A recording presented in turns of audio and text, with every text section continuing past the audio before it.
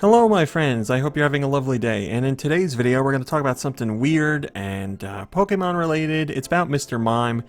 It's just one of those stories that I've never heard, and I found it really interesting. Plus Mr. Mime is one of my favorite Pokemon because he's so damn weird, so of course I'm going to do a video on this. But yeah, it's a little bit of detail from Mr. Mime's past that is really interesting and kind of surprising.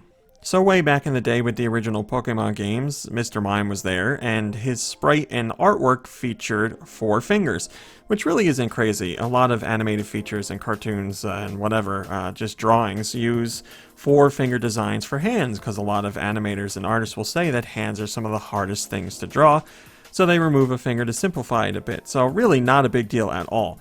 Except in Japan, this decision led to a lot of angry parents, and those parents got in touch with Pokemon Company and Game Freak about the decision. Now, why were they angry? That's the really interesting thing. Some parents in Japan felt that the imagery of Mr. Mime having 4 fingers was tied too closely to the Yakuza, the organized crime syndicate in Japan. Now, you're probably wondering what the hell do those two things have to do with one another.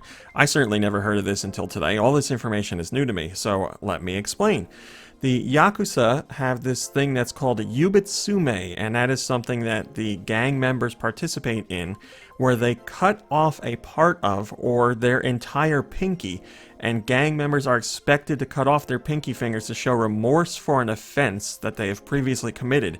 They take that finger, or part of that finger, they wrap it up, and they give it to their boss. I have never heard this. I didn't know anything about Yakuza members missing part of their pinkies or their whole pinkies, but man, I went down a whole rabbit hole with it. So apparently some parents that saw the Pokemon cartoon and saw Mr. Mime had 4 fingers in Japan, they were like, oh my god, this is ties to the Yakuza, and they made their complaints to the Pokemon Company. Now, some of you might be thinking that there's other Pokemon that have 4 fingers, and there's other Nintendo characters that have 4 fingers, so why the hell did Mr. Mime get signaled out here? I honestly don't know. It might be because part of the popularity with Pokemon, and also Mr. Mime, and this is a stretch, but Mr. Mime looks more like a human than the other Pokemon. Like, nobody's going to say Pikachu looks human-esque or like a human in any way, shape, or form, but Mr. Mime, I guess, kind of looks like a human. Human enough for our parents to see this 4-finger thing and complain about it. And they did. And Pokemon Company and Game Freak, rather than putting up a stink about it or trying to defend the decision, just added in a 5th finger. So ever since then, Mr. Mime has had another finger. I think that's such an interesting story. Just how people latched onto this idea back then. And Pokemon Company was like, well, we're going to nip this in the bud and take care of it right now. Freezer on Go Nintendo says, for those unaware of how big a deal this is in Japan, multiple American children's shows have been edited there to ensure the characters have 5 fingers. Even the stop-motion show Bob the Builder was digitally edited this way.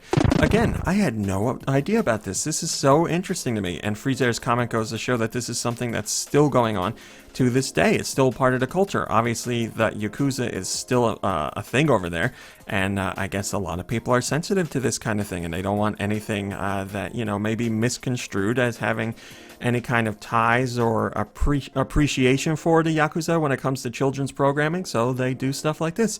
Super interesting. Alright my friends, that's today's video. Thanks for watching, liking, subscribing, and commenting. It's very much appreciated.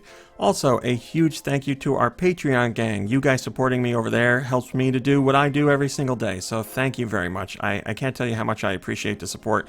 I'm also extremely humbled by your support, so thank you. If you want to learn about the Patreon, I will leave a link in the description below.